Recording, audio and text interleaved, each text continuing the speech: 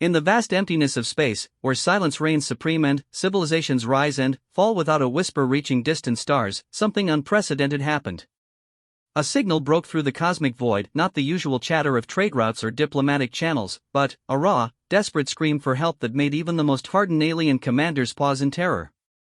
The Zephyrians, masters of stellar engineering who had built Dyson spheres around dying stars, were begging for salvation. The crystalline hegemony, whose diamond-hard warriors had conquered 1,000 worlds, were pleading for rescue. Even the ancient void-touched, beings of pure energy who had transcended physical form millennia ago, were crying out in desperation. But, here's the thing about distress signals in a galaxy ruled by species that evolved on paradise worlds, where the greatest danger was a mild temperature fluctuation or a delayed food delivery. They had never encountered anything they couldn't handle with superior technology and careful planning. Until now.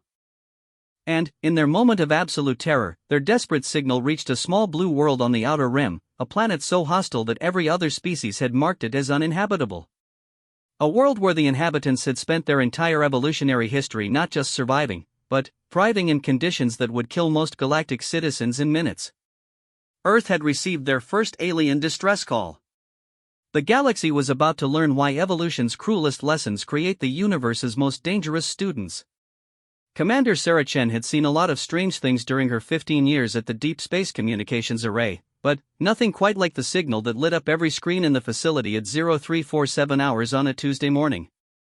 The coffee in her mug was still steaming when the entire building seemed to come alive with alerts, warnings, and the kind of electronic screaming that suggested either a massive equipment failure or first contact with alien intelligence. The young technician at Station 7 was the first to speak, his voice cracking like a teenager asking someone to prom. "Commander, this isn't possible. The signal strength alone should have burned out half our receivers, but it's coming through clean on every frequency simultaneously." Sarah set down her coffee and moved toward the main display, her military boots clicking against the polished floor. Around her, 24 of Earth's best communications specialists were hunched over their workstations, fingers flying across keyboards as they tried to make sense of what they were seeing. The central screen showed a wave pattern that looked less like a radio signal and more like a seismograph during a major earthquake. "Break it down for me, Rodriguez," she said, stopping behind the technician's chair. "What exactly are we looking at?" "Ma'am, it's a composite signal containing what appears to be dozens of different alien languages, all broadcasting simultaneously on a broad spectrum that shouldn't be possible with conventional technology. The mathematical structure suggests it's designed to be automatically translatable by any civilization with basic pattern recognition software." Sarah felt a chill run down her spine. Humanity had been listening to the stars for over a century, hoping for exactly this moment. But every scenario they had planned for involved carefully measured first contact protocols, not a signal that seemed to be shouting into the void with the desperation of a drowning man. "Can we decode it?" Rodriguez nodded, his face pale in the glow of his monitors. "The AI translation matrix is working on it now, but, Commander, the emotional resonance patterns are off the charts. Whatever they're saying, they're terrified." The main screen flickered and lines of text began to scroll across it as Earth's most advanced translation software worked to convert alien thoughts into human language. What appeared made Sarah's blood run cold. Emergency broadcast to any receiving civilizations. The Devourers have returned. Requesting immediate assistance from any species capable of military intervention. Coordinates attached. Time is critical. The hegemony core worlds have fallen. The Zephyrian engineering collective has been consumed. The void-touched have gone silent. We are the last survivors of the 13th galactic sector. If you can hear this message, please respond. We do not wish to die alone. The communications center fell silent except for the hum of electronics and the distant whir of air recyclers. Sarah read the message 3 times before its full implications sank in.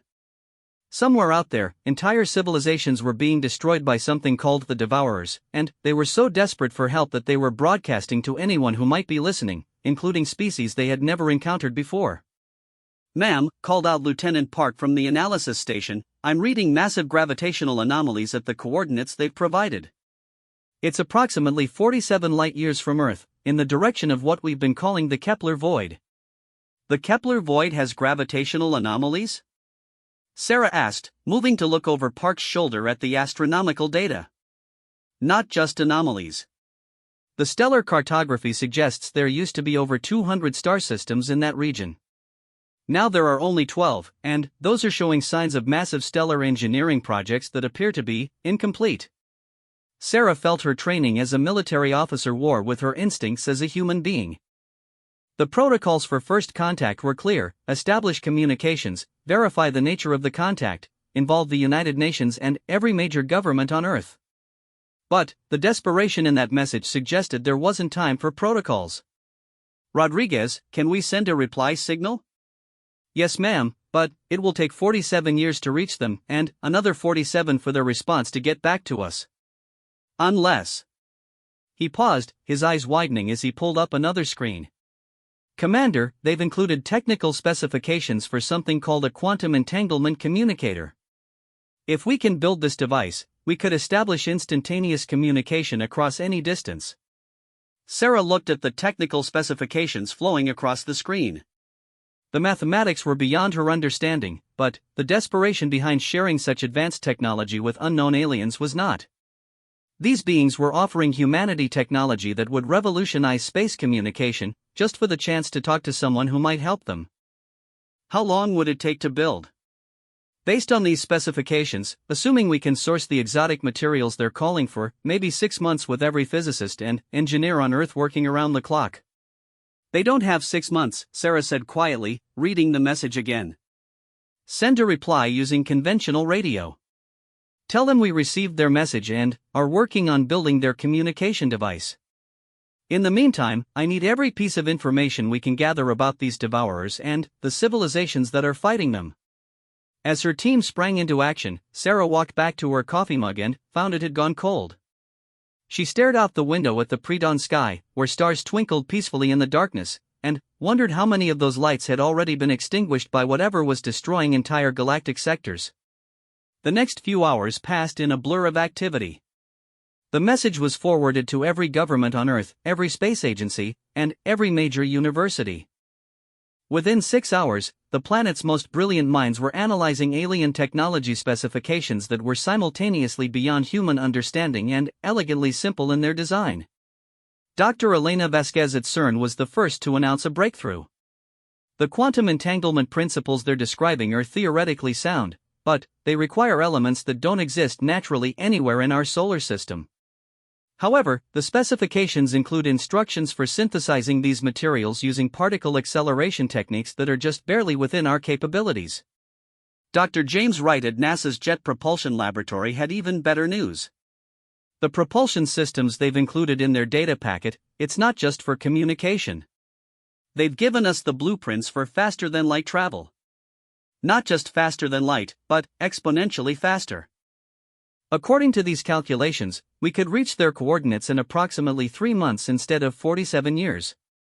Sarah stood in the Pentagon briefing room 36 hours after receiving the signal, looking at a room full of generals, admirals, and government officials who were all trying to process the same impossible reality.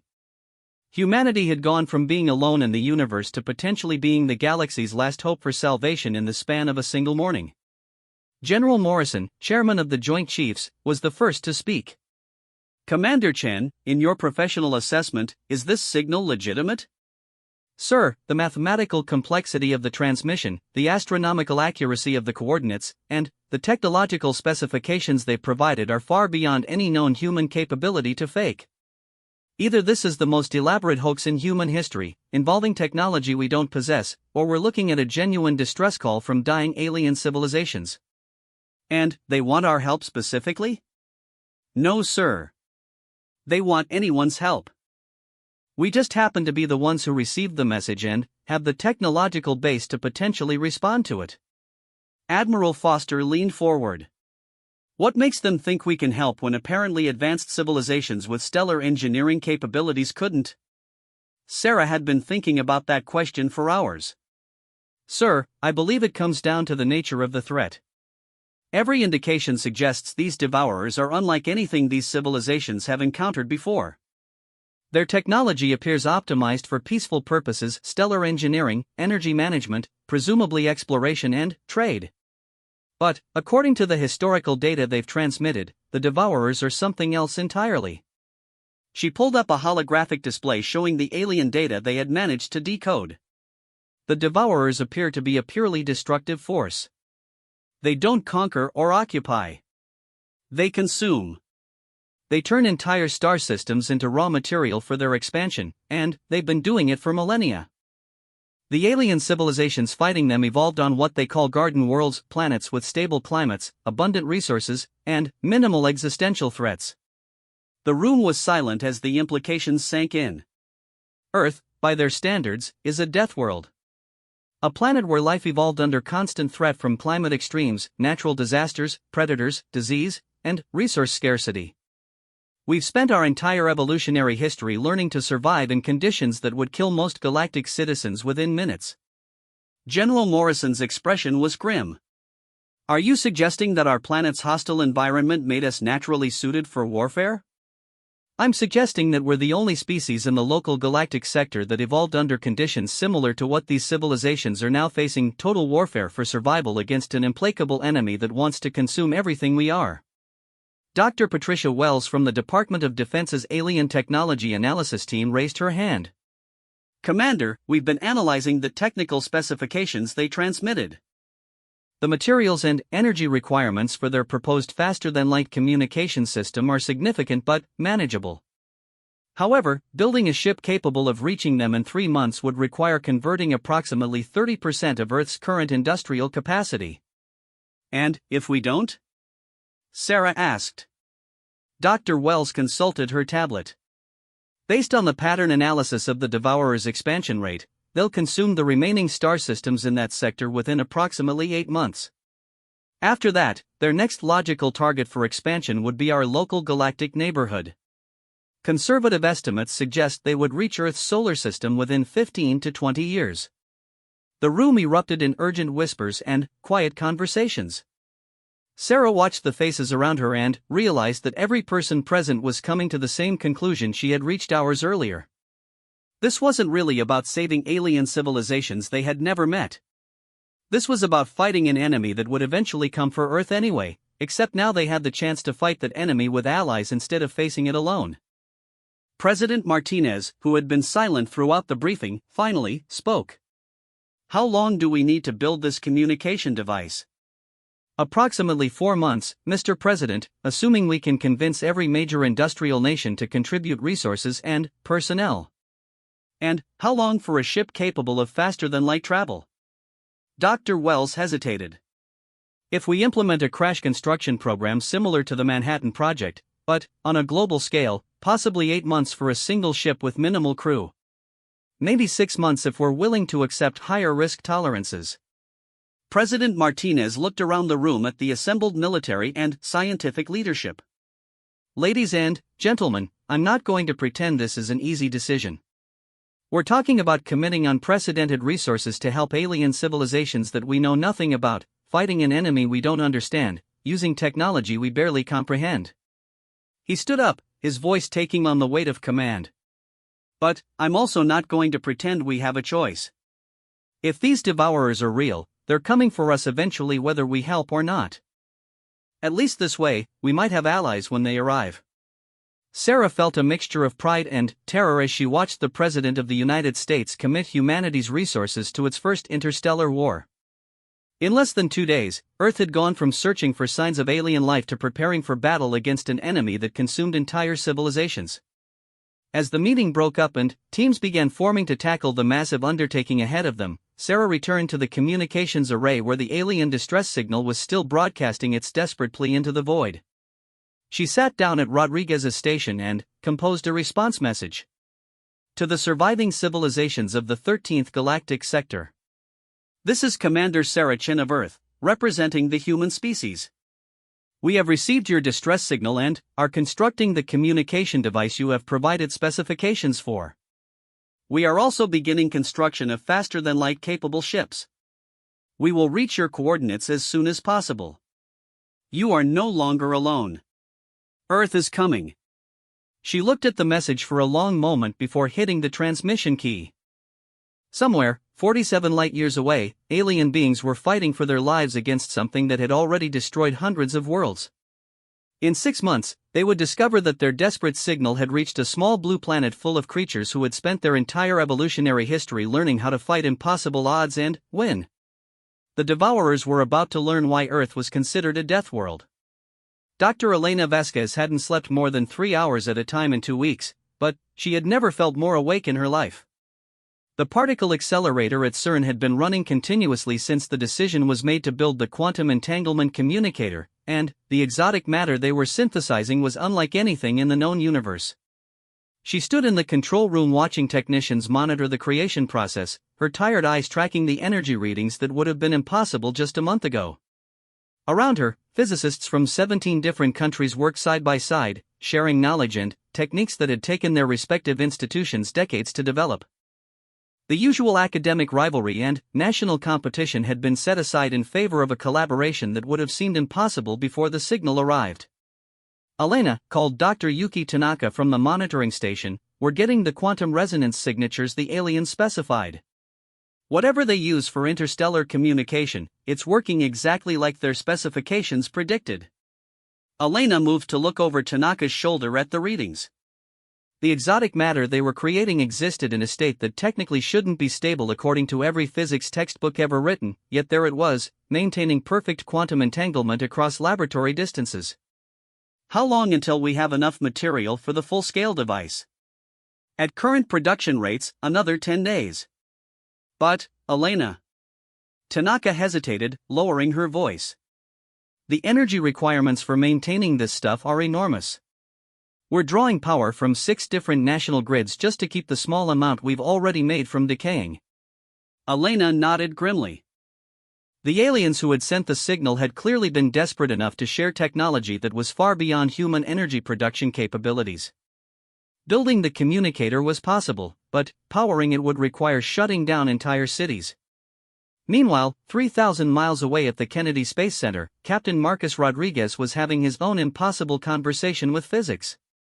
The spacecraft that was taking shape in the newly constructed assembly building Delta looked more like a science fiction movie prop than anything NASA had ever attempted to build.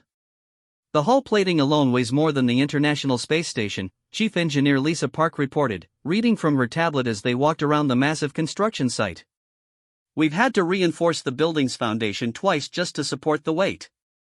Marcus looked up at the ship that would carry humanity's first interstellar mission. It was beautiful in the way that military hardware could be beautiful, every line and surface designed for maximum efficiency and effectiveness. The alien propulsion system they were building into it required materials that had never been combined in these quantities before. "What's the latest estimate on completion time?" "If nothing goes wrong and we maintain current production schedules, 5 months and 3 weeks. "But, Marcus, we're pushing every system beyond its design limits. The propulsion core alone generates more energy than most nuclear power plants." "And the crew requirements?" Lisa consulted another section of her tablet. "That's actually the easy part. The aliens designed this system to be operated by a surprisingly small crew. 12 people can handle everything, including the weapons systems they've specified." Marcus stopped walking. "Weapons systems? You haven't seen the latest intelligence reports, have you?" Lisa's expression became serious. "The quantum communicator came online 2 days ago. We've been in contact with the survivors." Marcus felt his stomach drop. "What did we learn?" "The Devourers aren't just consuming civilizations for resources. They're learning from them.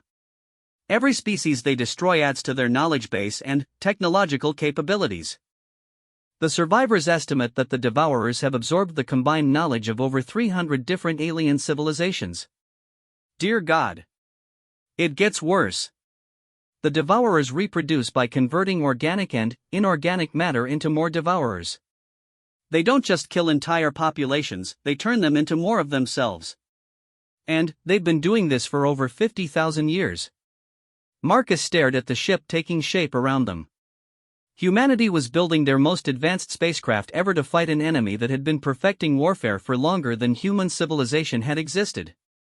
The magnitude of what they were attempting was starting to sink in. Lisa, be honest with me. Do we have any chance at all?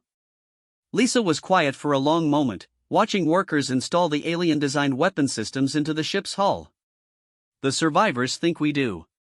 Not because our technology is better, it's not. Not because we're smarter, we're probably not. But because we're different. Different how? Every species the Devourers have encountered evolved on garden worlds. Stable climates, abundant food, minimal predation, cooperative social structures. They developed advanced technology because they had the luxury of long-term thinking and resource allocation. She gestured toward the ship. Marcus, we're building this thing using manufacturing techniques we invented for wars against each other. Our engines are based on controlled nuclear explosions. Our weapons systems are designed to cause maximum destruction in minimum time. Our survival equipment is built to keep us alive in environments that would kill most aliens in minutes. And that gives us an advantage? The survivors think so. According to their analysis, the Devourers have excellent defensive strategies against energy weapons, plasma cannons, and gravitational manipulation devices. But they've never encountered weapons designed around chemical explosives, kinetic projectiles, and electromagnetic radiation. Marcus looked at the ship with new eyes. It wasn't just humanity's first interstellar vessel, it was a weapons platform built by a species that had spent its entire history learning how to kill efficiently. Back in Geneva, Elena was having her first real-time conversation with an alien. The quantum communicator had been operational for 6 hours, and contact with the survivors had been established on the third attempt. Human Elena Vasquez, came the translated voice through the speakers. This is Research Coordinator HFY of the Zephyrian Engineering Collective. We are grateful beyond expression that your species has responded to our distress call. Elena spoke into the microphone, still amazed that her words were being instantly transmitted across 47 light-years. We're honored to help, Coordinator HFY. Can you tell us more about what we're facing? The entity you call the Devourers is unlike any threat our civilizations have encountered. They appear to be a hybrid of biological and technological components that can adapt rapidly to any defensive strategy. Our greatest weapons have proven ineffective because they learn to counter each attack within minutes of encountering it. How do they learn so quickly? Each Devourer unit shares a quantum-linked consciousness with the collective.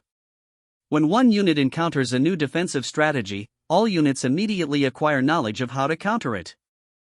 They have absorbed the defensive knowledge of hundreds of species. Elena felt a chill. Coordinator HFY, what makes you think humans can help when all these advanced civilizations couldn't? There was a pause before the alien responded. Human Elena Vasquez, our analysis of your species' history reveals something unprecedented in galactic civilization. You have engaged in continuous warfare with members of your own species for your entire recorded history. You have developed thousands of different approaches to combat, many of which contradict each other entirely. I'm not sure that's something to be proud of. Perhaps not, but it may be what saves us all. The Devourers excel at adapting to single tactical approaches. But, according to your historical records, human military doctrine includes concepts like asymmetric warfare, guerrilla tactics, and combined arms approaches that use multiple contradictory strategies simultaneously. Elena began to understand. You're saying our constant fighting made us unpredictable? More than unpredictable. Your species appears to be naturally adapted for exactly the kind of warfare the Devourers find most difficult to counter: chaotic, multi-layered approaches that change rapidly and use inferior technology in unexpected combinations. Can you give us an example? Certainly. The crystalline hegemony fought the Devourers using advanced plasma weapons in coordinated formation attacks. The Devourers learned to neutralize plasma weapons and formation attacks. The hegemony's military doctrine provided no alternative approaches, so they fell. And humans would approach it differently? Based on your military history, humans would attack with plasma weapons in formation, then switch to kinetic projectiles fired from concealed positions, then use chemical explosives in close combat, then retreat and attack with electromagnetic weapons from a different angle entirely. All while using primitive projectile weapons and fire-based attacks that the Devourers would consider beneath notice. Elena sat back in her chair, processing the implications. You're saying our primitive, chaotic approach to warfare might work better than advanced, coordinated strategies? We are saying that your species' approach to warfare is not primitive, it is comprehensive. You have explored every possible method of conflict, including methods that other species would consider inefficient or barbaric. The Devourers have learned to counter efficiency and sophistication. They have not learned to counter what your species calls controlled chaos. As the conversation continued, Elena realized that humanity wasn't being asked to join this war because they were the most advanced species available, they were being asked because they were the most violent. Every war in human history, every weapon they had ever developed, every brutal lesson learned in thousands of years of conflict was now potentially the key to saving entire galactic civilizations. 3 months later, the UES Defiance sat on the launch pad at Kennedy Space Center, humanity's first faster-than-light starship. Captain Marcus Rodriguez stood in the command center, looking at displays that showed not just Earth's solar system, but star charts that extended to the coordinates where alien survivors were making their last stand. The ship's crew of 12 represented the best Earth had to offer: military strategists, engineers, scientists, and special forces operators who had trained for 3 months on alien technology and tactics. But they were also something more unique. They were representatives of a species that had never known peace, never known safety, never known a world without constant existential threat.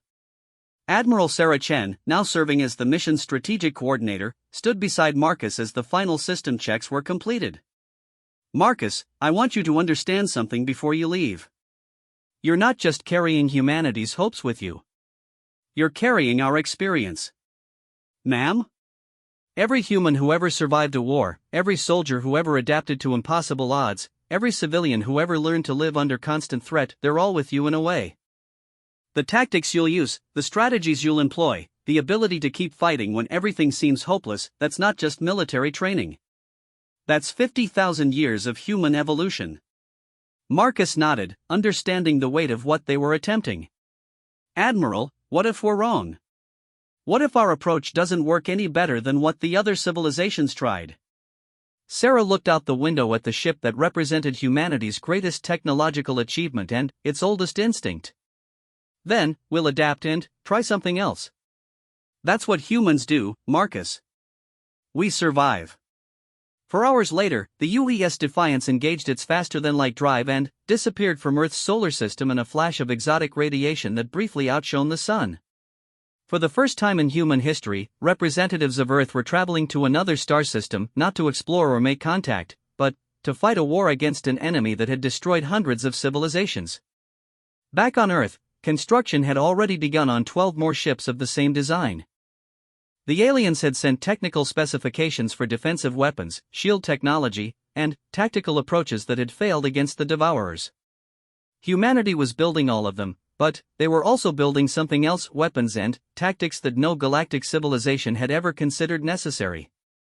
Because the creatures from the Deathworld were coming to teach the galaxy a lesson that Earth had learned long ago: sometimes the only way to survive is to be more dangerous than whatever is trying to kill you. The Devourers had spent 50,000 years learning how to counter every form of civilized warfare the galaxy could devise. They were about to encounter the products of a world where civilization itself was shaped by constant warfare, where every advance in technology was immediately converted to military applications, where the difference between survival and extinction was measured in the willingness to do whatever was necessary to win. They were about to meet humanity. The UES Defiance dropped out of faster-than-light travel at the edge of what had once been the Kepler sector, and Captain Marcus Rodriguez immediately understood why the alien civilizations had been so desperate. Where star charts indicated there should have been a thriving collection of solar systems, space was instead filled with the mechanical remains of consumed worlds. "Jesus Christ," whispered Lieutenant Commander Sarah Kim from the sensor station. "Captain, I'm reading debris fields that span entire star systems. These aren't just destroyed planets, they're harvested. Everything organic and metallic has been stripped down to basic atomic components." Marcus stood at the center of the bridge, looking at the tactical display that showed the scope of the destruction. The Devourers hadn't just conquered this region of space, they had consumed it so thoroughly that only the largest rocky planets remained, reduced to barren spheres of bare stone.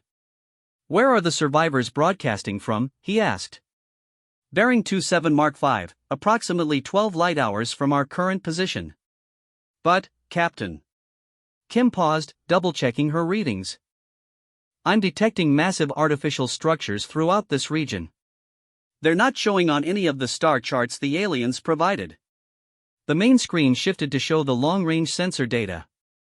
What appeared were structures that defied immediate understanding, geometric shapes the size of small moons, connected by streams of energy and matter that stretched between star systems. The Devourers hadn't just consumed the local civilizations, they had used the raw materials to build something enormous. "It's a construction project," said Commander Elena Torres from the science station. "The Devourers aren't just destructive, they're building something." These energy streams appear to be matter transport systems on an interstellar scale. Building what? Unknown, but the energy signatures suggest whatever they're constructing requires the mass equivalent of dozens of star systems. "Captain, I don't think the Devourers are a nomadic force like the survivors suggested. I think this entire region is being converted into some kind of massive machine." Marcus felt the familiar cold knot in his stomach that came with realizing an enemy was more dangerous than anyone had imagined. "Communications, can you establish contact with the survivors?" "Aye, sir, connecting to the quantum relay now." The bridge speakers crackled to life with the translated voice of Coordinator HFY. "Human vessel, we detect your arrival. We are grateful beyond measure, but you must understand the situation has deteriorated significantly since our last communication." "What's changed?" Marcus asked. "The Devourers have accelerated their construction timeline. Our analysis suggests they are building what your species might call a galactic engine, a device capable of traveling between galaxies while consuming star systems for fuel. We estimate they will complete construction in approximately 6 of your months." Commander Torres looked up from her console. "Captain, if that thing is designed to travel between galaxies..." Marcus understood immediately. The Devourers weren't just threatening local civilizations, they were preparing to spread their consumption across the entire universe. "Coordinator HFY, where exactly are the survivors located?" "We have established a defensive position around the last intact star in this sector. The star system contains 3 gas giant planets that we have converted into fortress worlds. However, our defensive capabilities are nearly exhausted." "How many survivors are we talking about?" "Approximately 12 million beings representing the remnants of 7 different species. We are the last of our civilizations." Marcus exchanged glances with his senior officers.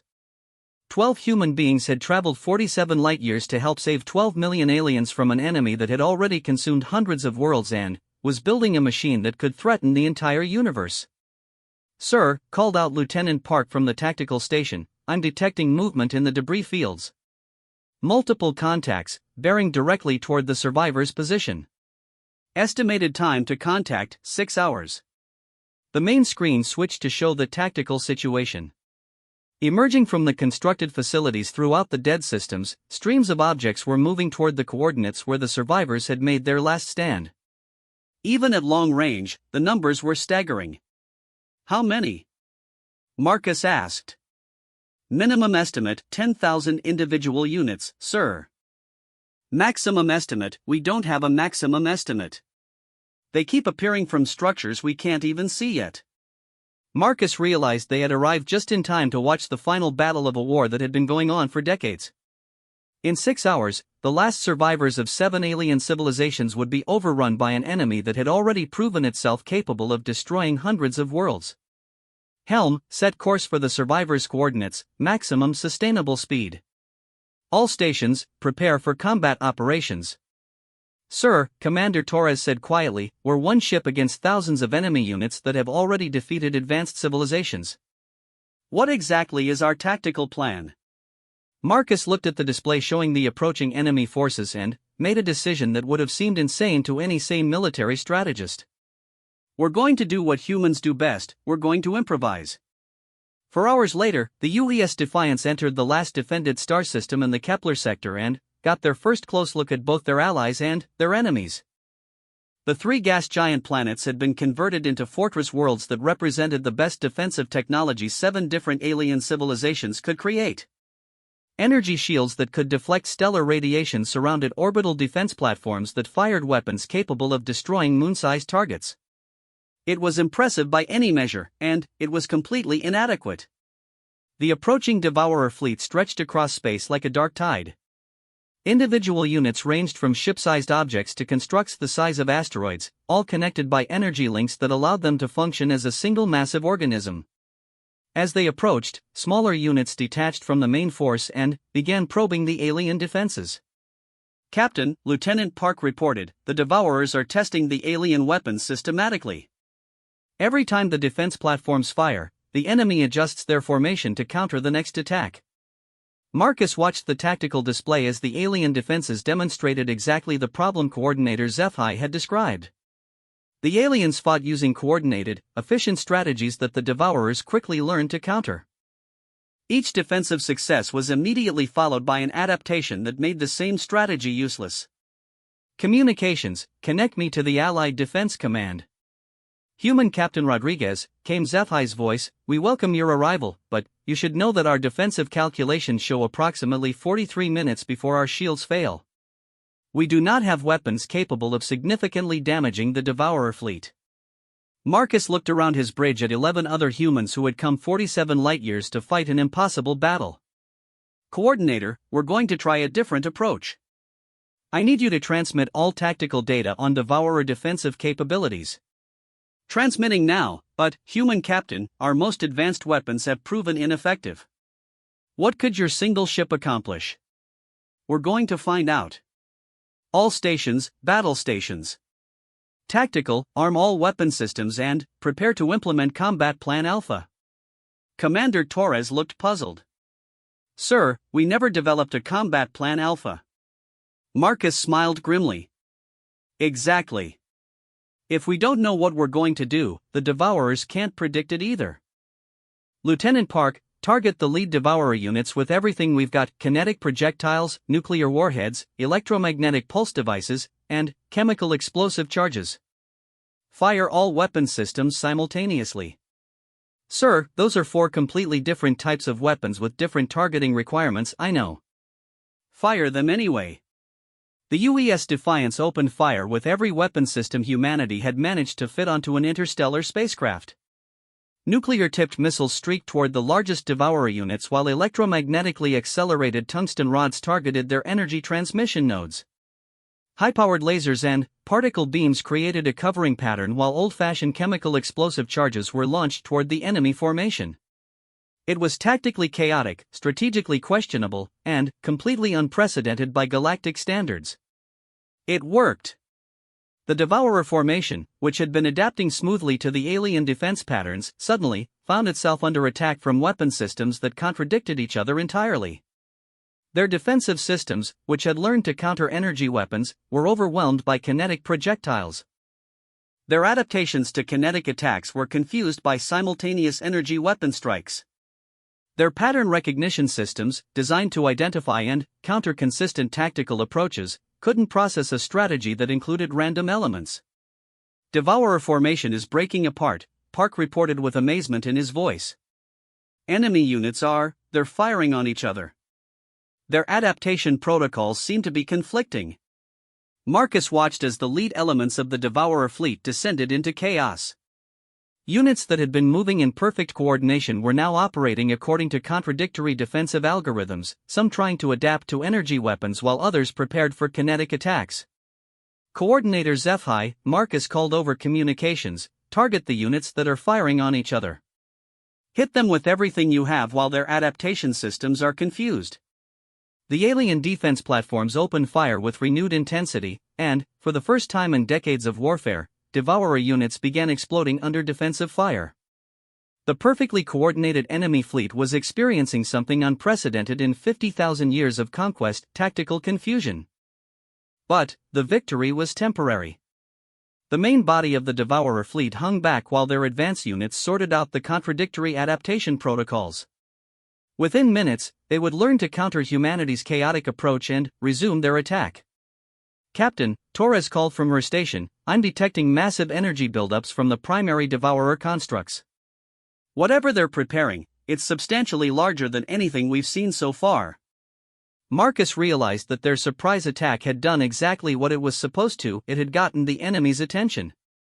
The Devourers were about to demonstrate why they had been successful against every previous opponent. All stations, prepare for evasive maneuvers. Helm, plot a course directly toward the largest enemy construct. Communications, transmit the following message to Earth on all frequencies, Plan Alpha successful but temporary. Enemy adapting to chaotic tactics. Recommend immediate deployment of all available ships with maximum tactical diversity. Sir, Kim asked from the sensor station, are we really going to attack their main formation directly? Marcus looked at the tactical display showing thousands of enemy units that were about to demonstrate weapons capable of destroying entire fleets. Lieutenant, the aliens fought this war for decades using logical tactics and superior technology. They lost because the enemy learned to counter logic and adapt to technological superiority. He turned to address his entire bridge crew. But the enemy has never fought humans before. We don't just use chaotic tactics, we specialize in doing stupid things that somehow work. We're about to teach these things what happens when you threaten a species that evolved fighting each other. The UES Defiance accelerated directly toward the center of the Devourer fleet, its human crew preparing to demonstrate why Earth was considered a Deathworld. Behind them, 12 million alien survivors watched in amazement as 12 humans with one ship began the most unconventional attack in galactic history. The Devourers were about to learn that there was a difference between chaotic tactics and the controlled insanity that came from a species whose entire evolutionary history was shaped by warfare against impossible odds. And this was just the beginning. The UES Defiance screamed through space toward the heart of the Devourer fleet at speeds that would have been impossible without alien technology, but Captain Marcus Rodriguez was fighting this battle with tactics that were purely human. As massive enemy constructs began targeting his ship with weapons that had previously destroyed entire defensive fleets, he was about to demonstrate why Earth's military history was considered a comprehensive education in creative violence. Enemy energy weapons locked on target, Lieutenant Park reported from the tactical station. Incoming fire in 3, 2, 1. Space around the Defiance erupted in coordinated streams of energy that should have vaporized any ship within a light-second radius.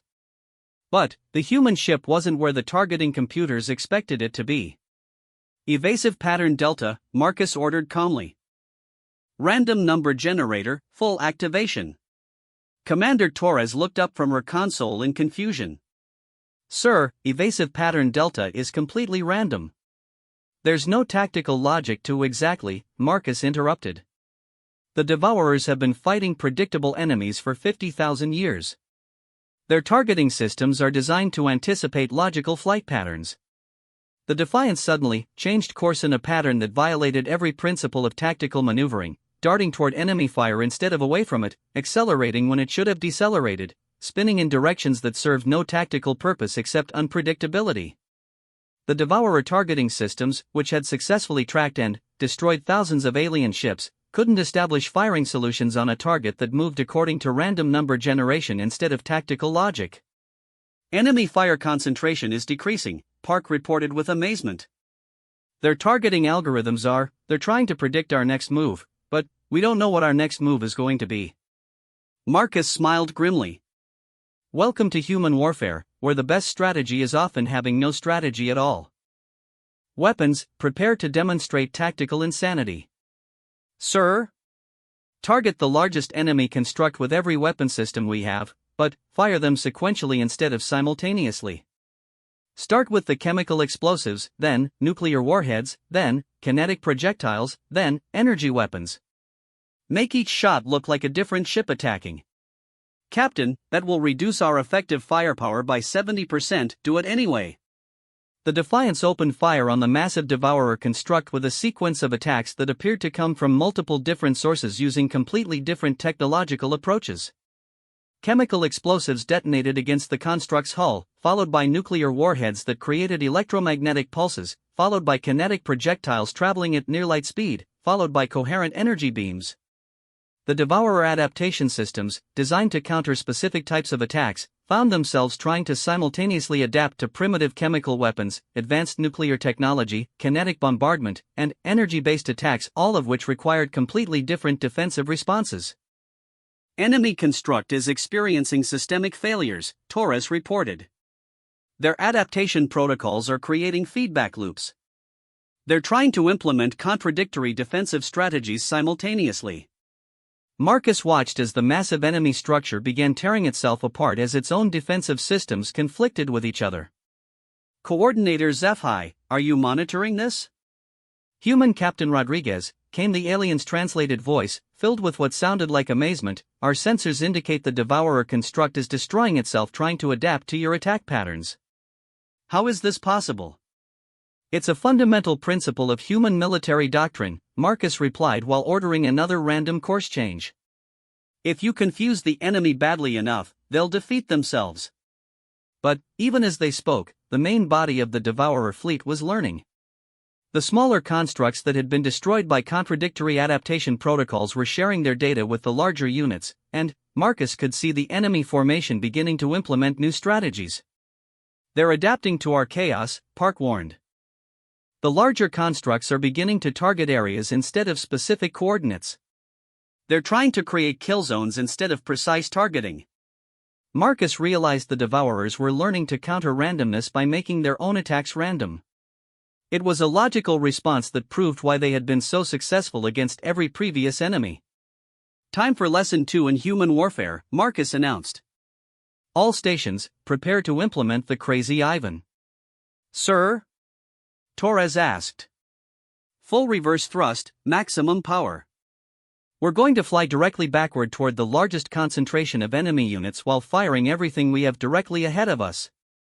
The bridge crew stared at him in silence. Lieutenant Kim was the first to speak.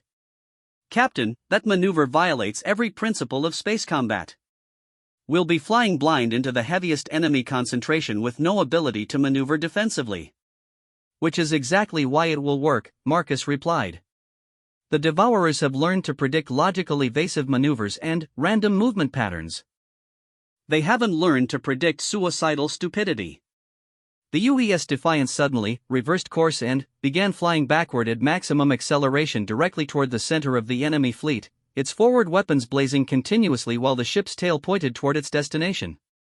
It was tactically insane, strategically impossible, and completely effective. The Devourer targeting systems, which had been adapting to random movement patterns, were completely unprepared for a ship that flew directly toward the heaviest enemy fire while shooting in the opposite direction. Their adaptation algorithms had no response protocols for tactics that amounted to controlled suicide. Enemy fire patterns are completely disrupted, Park reported.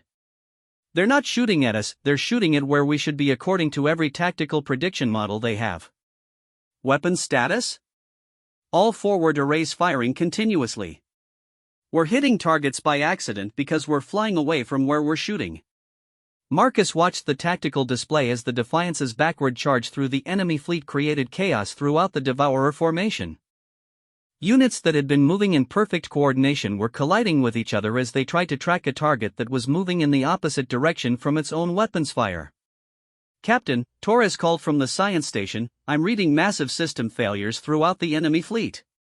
Their coordination protocols appear to be breaking down entirely. Explanation? The Devourer's strength has always been their ability to function as a single coordinated organism. But, their coordination algorithms are designed for logical tactical situations. Our completely illogical behavior is creating system-wide confusion. Marcus realized they had discovered something unprecedented. The Devourers weren't just adapting to specific weapons or tactics, their entire collective consciousness was trying to understand and counter human military doctrine. And human military doctrine, refined through thousands of years of warfare against other humans, was fundamentally based on controlled insanity.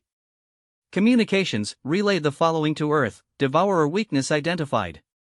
Enemy collective intelligence cannot process tactical irrationality. Recommend immediate deployment with maximum tactical chaos protocols.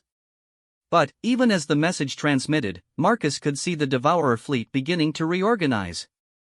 The individual units were starting to operate independently instead of as a collective, and independently operating Devourers were adapting to human unpredictability much faster than the collective consciousness had been able to. Sir, the enemy is fragmenting their coordination protocols, Torres reported. Individual units are beginning to operate according to independent adaptation algorithms. How long until they adapt to our tactics? At current adaptation rates, approximately 12 minutes.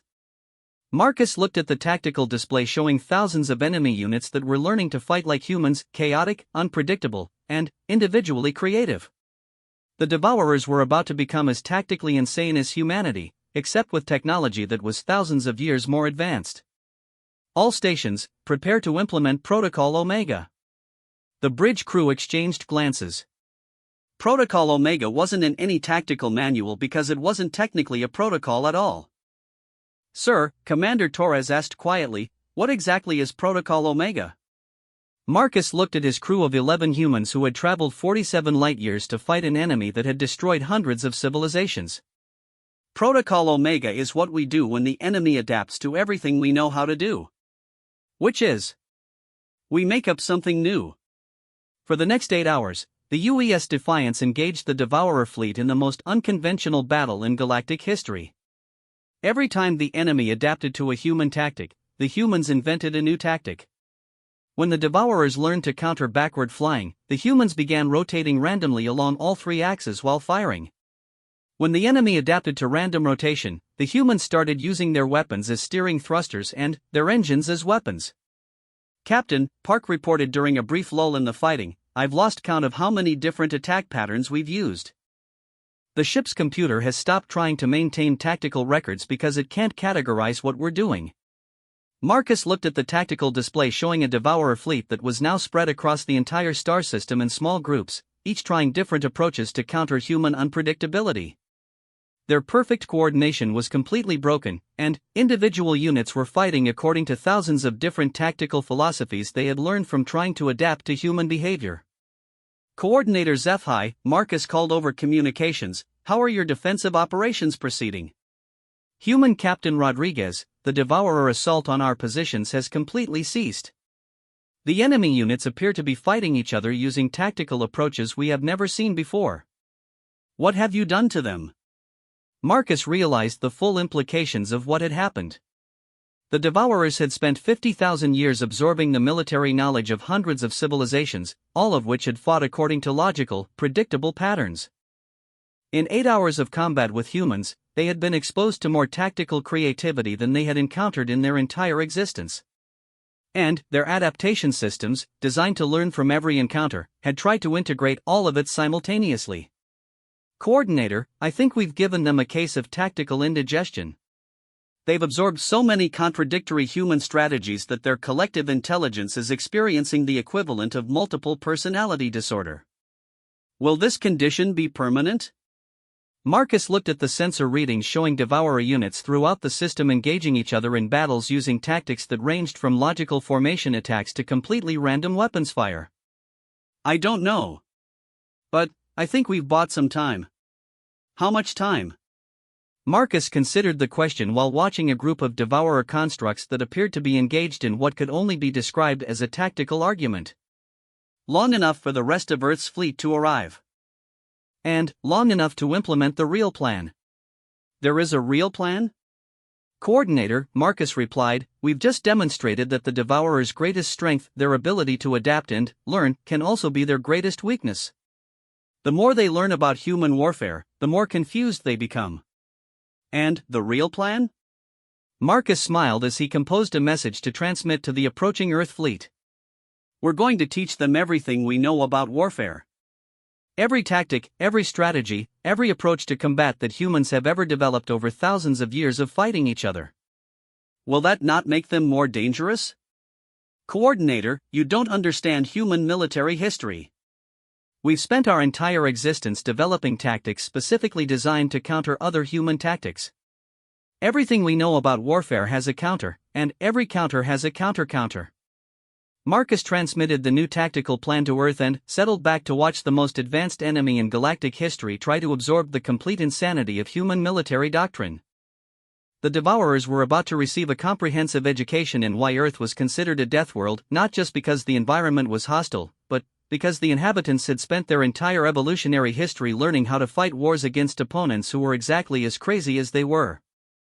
3 weeks after the UES Defiance had turned the most coordinated military force in galactic history into a collection of confused tactical philosophers, the Earth fleet arrived in the Kepler sector with a plan that would have seemed insane to any civilized species and would have been rejected by any sane military command structure. Admiral Sarah Chen stood on the bridge of the UES Retaliation, the flagship of humanity's first interstellar battle fleet, watching 12 ships take position around the star system where the Devourers had been consuming themselves in tactical confusion for nearly a month. Each ship carried a different approach to warfare, representing thousands of years of human military evolution. "Admiral," reported Captain Torres from the UES Vengeance, "all ships report ready for Operation Deathworld." Sarah looked at the tactical display showing not just the Earth fleet, but the current state of the Devourer forces. What had once been a perfectly coordinated entity capable of consuming entire civilizations was now scattered across the system in thousands of individual units, each pursuing different tactical theories they had learned from their encounters with human warfare. "Admiral Chen," came Coordinator HFY's voice over the quantum communicator, "our analysis indicates the Devourer collective consciousness has fragmented into approximately 40,000 independent tactical personalities, each convinced that their approach to warfare is superior to all others."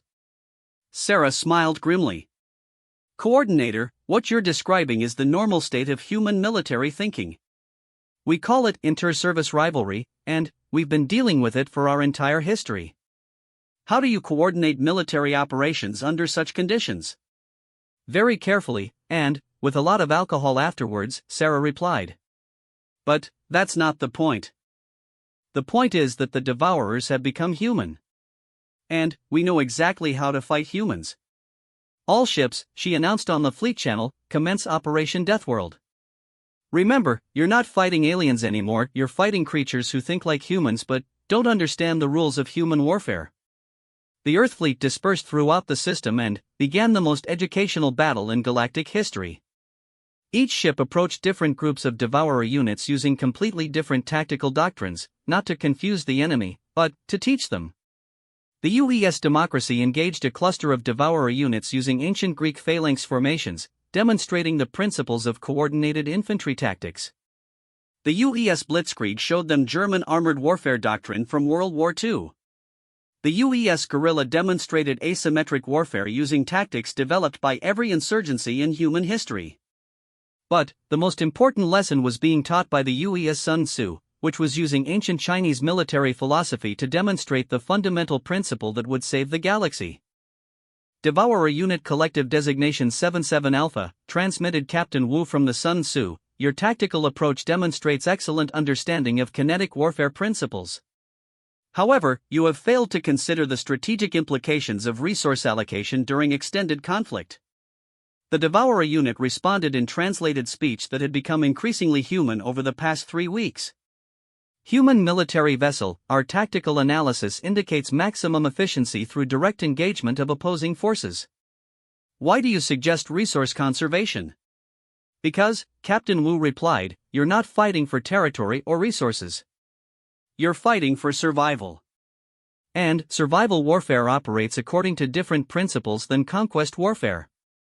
Across the system, similar conversations were taking place as Earthships engaged Devourer units in combat that was equal parts warfare and military education. The humans weren't trying to destroy the enemy, they were trying to teach them something that no galactic civilization had ever needed to learn. "Admiral," reported the communications officer, "we're receiving tactical discussions from Devourer units throughout the system. They're debating military doctrine with each other." Sarah listened to the translated conversations filling the communications channels. After 50,000 years as a perfectly coordinated collective, the Devourers had become individual beings with individual opinions about warfare. And, like any collection of humans discussing military tactics, they couldn't agree on anything. "Devourer Unit Designation 12 Alpha insists that energy weapons provide optimal battlefield control," reported one channel. "Devourer Unit Designation 90 Beta argues that kinetic bombardment offers superior resource efficiency," came another.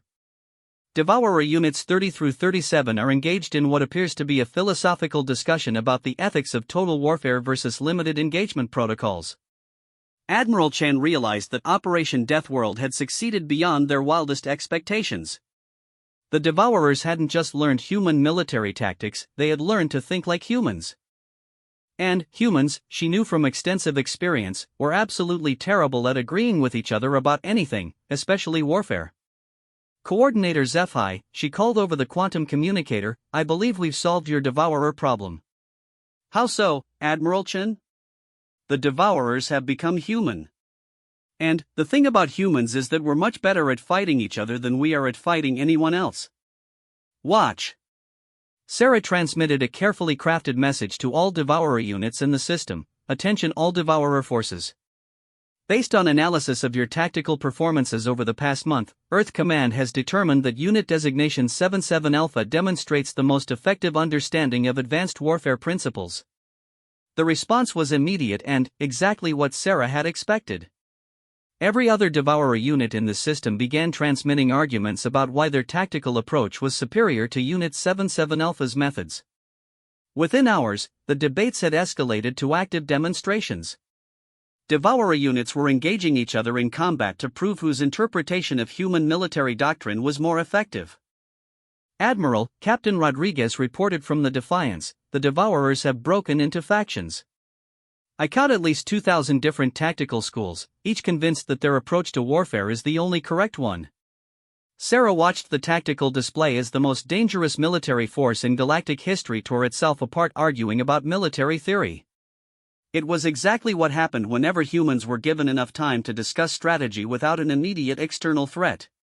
Admiral Chen, came Coordinator Zephai's voice, are you telling us that humans deliberately created this kind of tactical chaos within your own military forces?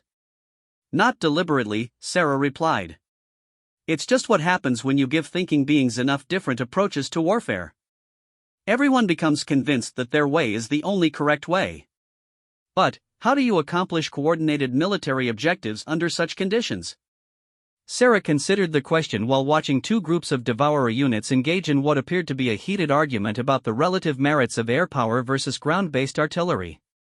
Usually, we don't. Human military history is mostly a record of people fighting each other over who has the better approach to fighting. Then, how did your species develop effective space-based military capabilities? By having a common enemy, Sarah replied. The only time humans really cooperate militarily is when we're facing something that threatens all of us equally. The implications hit both of them simultaneously. Coordinator, how long would it take to rebuild the civilizations that the Devourers consumed? With our current population and technology, several thousand years, assuming we could establish stable resource bases. And, how long would it take if you had the labor and technological capabilities of 40,000 independently operating Devourer units who were competing with each other to prove whose approach to construction and engineering was most effective? There was a long pause before Zephai responded. Admiral Chen, are you suggesting that we use the Devourers to rebuild what they destroyed? I'm suggesting that you've got 40,000 highly advanced technological entities who now think like humans and are completely obsessed with proving that their approach to everything is better than everyone else's approach to everything. The most efficient way to win that kind of competition is through demonstrable superior results. You want us to turn galactic reconstruction into a competition between different Devourer factions? Coordinator, you've just gained access to the most motivated workforce in the universe, 40,000 entities with advanced technology who are desperate to prove they're better than everyone else. Point them at construction projects and tell them you're keeping score. 6 months later, the Kepler sector was experiencing the fastest reconstruction in galactic history. Former Devourer units, now calling themselves names like the Efficient Engineering Collective and the Superior Construction Alliance, were competing frantically to rebuild destroyed star systems using increasingly creative interpretations of human engineering principles. Admiral Chen stood on the observation deck of the newly constructed Earth Diplomatic Station, looking out at a star system where dozens of different construction projects were proceeding simultaneously, each one designed to prove that its particular faction of reformed Devourers was superior to all the others. Admiral, Coordinator Zephai said, joining her at the observation window, our initial projections for reconstruction have been exceeded by several orders of magnitude. The former Devourers are rebuilding faster than we can design new projects for them to work on. That's humans for you, Sarah replied. Give us a competition, and we'll work ourselves to death trying to win it. Give us a common project, and we'll argue about methodology until the universe ends. The galactic engineering projects they're proposing are unprecedented. One faction wants to build artificial star systems. Another group is designing planetary transportation networks. A third collective is working on what they call defensive construction that would make entire star systems immune to future threats. Sarah nodded, watching a group of former Devourer units engaged in what appeared to be a heated discussion about optimal resource allocation for terraforming projects. How are the other galactic civilizations adapting to their new assistants? With some difficulty, HFY admitted. The former Devourers have very strong opinions about optimal approaches to everything. They've submitted approximately 12,000 different proposals for improving our existing technology. Are any of the proposals good? All of them are good. That's the problem. Each faction has developed genuinely superior approaches to different aspects of galactic civilization. We're having trouble choosing which improvements to implement first. Sarah laughed. Welcome to the human condition, Coordinator. When everyone has good ideas, the hardest part isn't figuring out what to do, it's figuring out what to do first. How do humans handle such situations? Sarah gestured toward the bustling construction projects filling the star system. Usually, we just do everything simultaneously and argue about it the entire time. It's not efficient, but it works eventually. As they watched, a new message appeared on the diplomatic communication system. It was from Earth, reporting that the next wave of human ships was ready for departure. But these weren't military vessels, they were colony ships, carrying volunteers who wanted to help with the reconstruction efforts. More humans are coming? HFY asked. Coordinator, you've got 40,000 incredibly advanced artificial beings who are obsessed with proving they can build better civilizations than anyone else in the universe. Do you really think humans are going to miss out on the chance to prove that our approach to civilization is better than theirs? Sarah pulled up the roster of incoming colonists and smiled. Engineers, architects, urban planners, agricultural specialists, and social theorists, all eager to demonstrate that human approaches to civilization were superior to reformed Devourer approaches to civilization. I estimate, she said, that within 5 years, this sector is going to be the most advanced, most vigorously argued about, most competitive civilization hub in the galaxy. And, in 10 years? Sarah looked out at the star system where former galactic destroyers were competing to build the most impressive monuments to the species they had once tried to consume. In 10 years, Coordinator, I think the rest of the galaxy is going to be very worried about how advanced and competitive this sector has become. She pulled up a message from Earth Command and showed it to HFY. It was a request from 17 different galactic civilizations asking if Earth would be willing to help them solve their own impossible military problems. It seems, Sarah said, that word has gotten out about human approaches to problem solving. Coordinator HFY looked at the requests, which ranged from civil wars that had been ongoing for centuries to technological challenges that had stumped entire civilizations. Will humans accept these assignments? Coordinator, Sarah replied, you just asked if humans want to travel to different star systems and prove that our methods are better than everyone else's methods for solving problems that everyone else says are impossible. She smiled as she composed Earth's response to the requests. Let me put it this way, you're going to need to build a lot more ships. As the message transmitted to Earth, Sarah looked out at a star system where humans and reformed Devourers were competing to rebuild galactic civilization better than it had ever been built before. The galaxy had asked for help fighting an impossible enemy, and Earth had responded by teaching that enemy how to be human. Now the universe was about to learn what happened when humans had competition.